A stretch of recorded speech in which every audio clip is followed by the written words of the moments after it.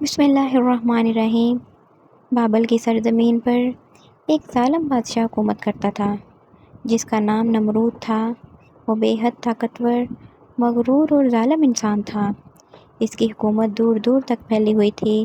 اس کے پاس بڑی بڑی فوجیں، اونچے محلات اور بے شمار خزانے تھے۔ وقت گزرنے کے ساتھ وہ اپنی طاقت کے نشے میں اتنا اندھا ہو گیا کہ اس نے خود کو خدا کہنا شروع کر دیا۔ لوگ نمرود کے خوف سے اس کے سامنے جھکتے تھے۔ پورے شہر میں بت پرستی عام تھی۔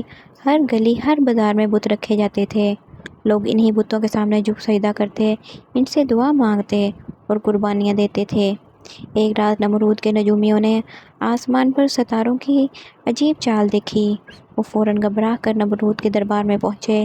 اے بادشاہ، انہوں نے کہا، اس سال ایک ایسا بچہ پیدا ہوگا جو تیری حکومت اور تیرے جھوٹے خدائی دعوے کو ختم کر دے گا۔ یہ سن کر نمرود کا چہرہ غصے سے سرخ ہو گیا۔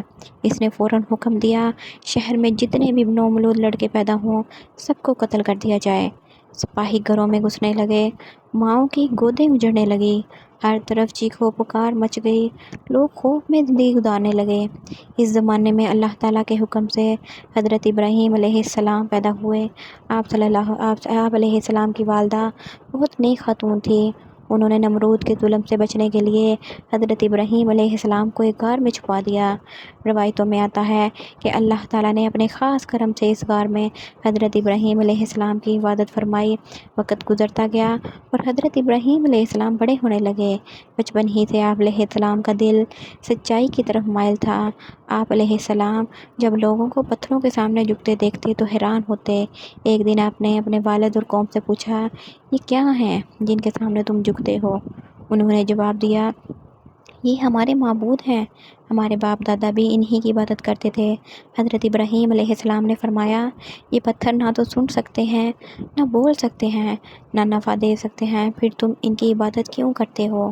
قوم آپ علیہ السلام کی بات سن کر غصے میں آ گئی، مگر حضرت ابراہیم علیہ السلام نے حق کہنا نہ چھوڑا۔ ایک رات حضرت ابراہیم علیہ السلام نے آسمان کی طرف دیکھا، پھر ایک ستارہ دیکھا۔ فرمایا، کیا یہ میرا رب ہے؟ جب ستارہ غروب ہو گیا تو فرمایا، میں غروب ہو جانے والی چیزوں کو پسند نہیں کرتا۔ پھر چاند دیکھا، پھر سورج دیکھا، لیکن جب بھی وہ بھی ڈوب گئے تو آپ علیہ السلام نے فرمایا، میرا رب وہ ہے جس نے زمین و آسمان کو پیدا کیا، وہ کبھی غروب نہیں ہو سکتا۔ اس طرح آپ علیہ السلام نے اپنی قوم کو سمجھایا کہ صرف اللہ کی عبادت کے لائق ہے، لیکن قوم نے انکار کر دیا۔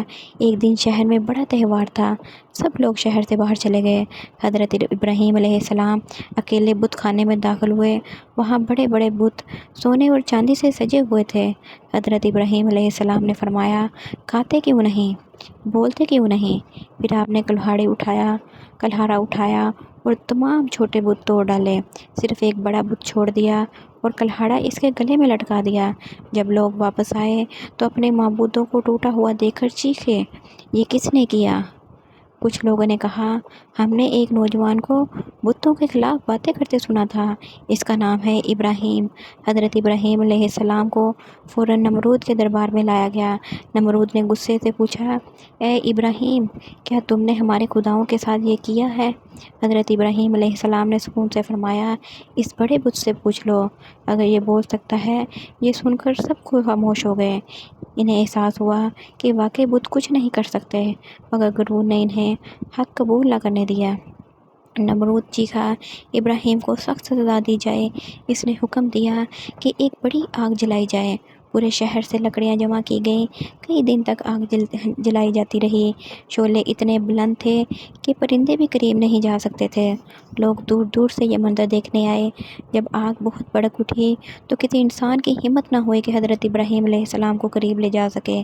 تب انہوں نے ایک بڑی منجیک تیار کی۔ حضرت ابراہیم علیہ السلام کو رسیوں سے باندھ کر منجیک میں رکھا گیا۔ اس وقت بھی آپ علیہ السلام کے چہرے پر خوف نہ تھا۔ آپ علیہ السلام کا دل اللہ پر کامل یقین سے بھرا ہوا تھا۔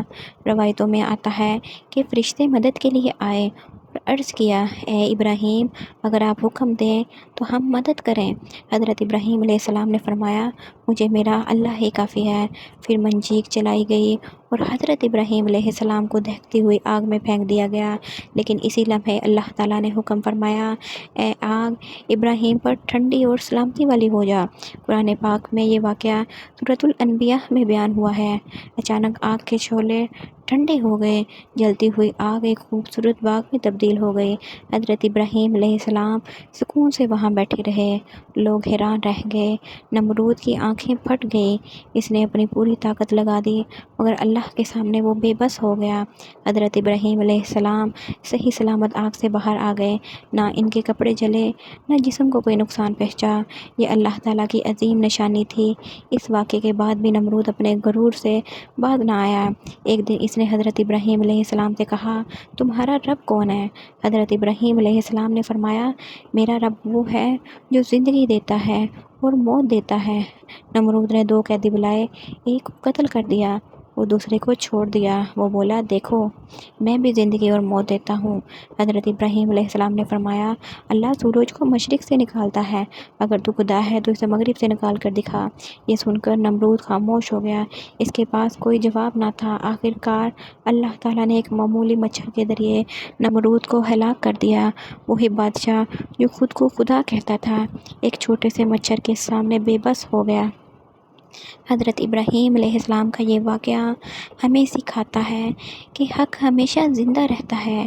جو لوگ اللہ پر بھروسہ رکھتے ہیں، اللہ اس کی مدد ضرور کرتا ہے۔ دنیا کی بڑی سے بڑی طاقت بھی اللہ کے حکم کے سامنے کچھ حیثیت نہیں رکھتی۔ اگر آپ کو میری یہ ویڈیو پسند آئی تو میری ویڈیو کو لائک کریں اور میرے چینل کو سبسکرائب کریں۔